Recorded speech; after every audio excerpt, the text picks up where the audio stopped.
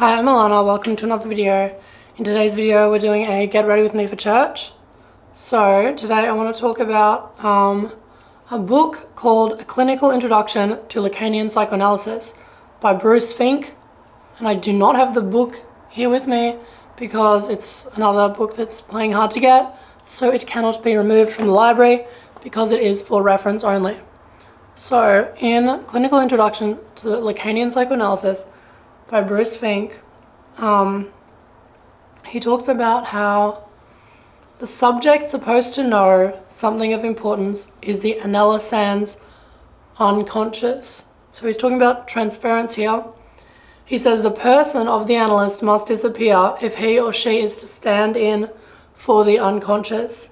And so this kind of relates to what Borch Jakobson's critique of ego psychology was, which was that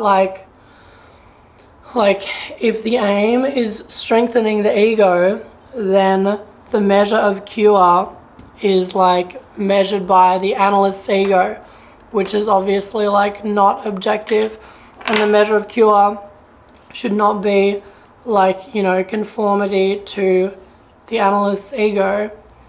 So that's why, he says the person of the analyst must disappear if he or she is to stand in for the unconscious. In other words, he or she must stand in for what Lacan calls the other with a capital O, that which the analysand considers to be radically foreign, strange, or not me. He also notes that the analyst is loved insofar as the analysand's image of him or her resembles the analysand's self-image and hated insofar as it is different. And so, he notes that people are they like things that remind them of themselves, and they dislike things that are different from themselves. He says that imaginary relations are dominated by rivalry, the kind of rivalry most of us are familiar with from sibling rivalry.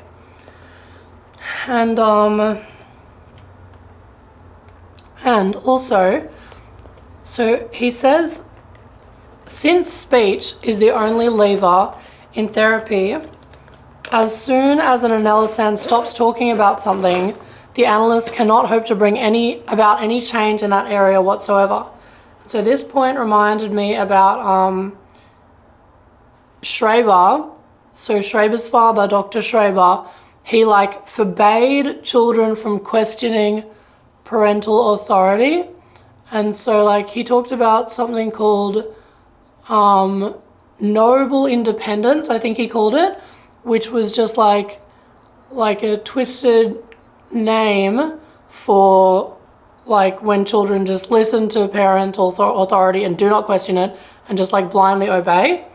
And so that sentence reminded me of that because if you are not allowed to question the authority of whoever, then you're not allowed to talk about that or think about that, then you cannot possibly hope to bring about change in that area, which is why I think Schreber got so stuck in the area of his relationship with his father, because he was not able to consciously question his father's authority.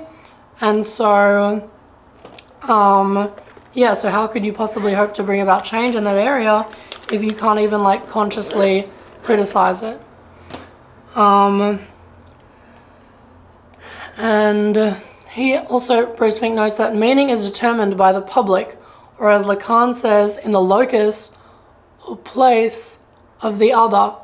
So meaning is not determined by me, but rather by the outside world, by how others respond to me. This is interesting. He notes that the Lacanian real, as manifested in the patient's discourse, is that which makes the analysand come back to the same subject, event, or notion over and over, revolve around it endlessly, and feel unable to move on. The patient dwells on it and feels stuck, something essential remaining unformulated. So like that's what he calls the real, is that which escapes representation through language. What else do we have here?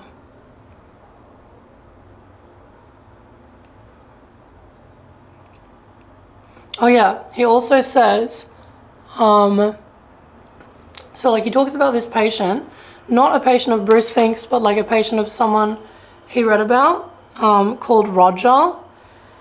And Roger would like, he said, so Roger said something like, words frighten me. So Roger was psychotic, and he said something like, words frighten me. So like I got the dictionary and I tried to write down all of the words, because I thought that like maybe if I knew all the words and I wrote them all down, then maybe I could like, you know, control them and like hold them and keep them like solid in some sense. And yeah, he said he wanted to like write all the words down to possess them so they would stop sliding off of things. And so this is an example of how like psychotic patients, they like, well, Freud believed that they were not, like, that analysis would not be effective with them because words, like, they saw words as things, like they saw words as real things, and so like they couldn't communicate effectively because they couldn't, they didn't have the capacity for transference, and they didn't have fantasy objects. And so this also reminded me of, in the case of Schreber, he had this like writing wall on which he wrote like all of his like thoughts. He wrote down all of his thoughts on this writing wall to like account for all of his thoughts before God, so that God could like judge him and he could like be accountable to God for all of his thoughts. And similarly, his father, Dr. Schreber, he wrote about how like you should keep a like writing wall to account for all of your child's like good and bad behavior, so that you could like, you know, like keep track of all of the child's good and bad behavior. And so yeah, those things reminded me of like what Roger said about trying to like write down all the words to like control them and like keep them, you know, stop them sliding off of things. That reminded me of Schreber's writing wall. So yeah, very interesting notes on psychotic patients. That will be all. Thank you for watching this video. Thank you for getting ready with me for church today. You're beautiful, you're perfect, I love you, God bless you, goodbye.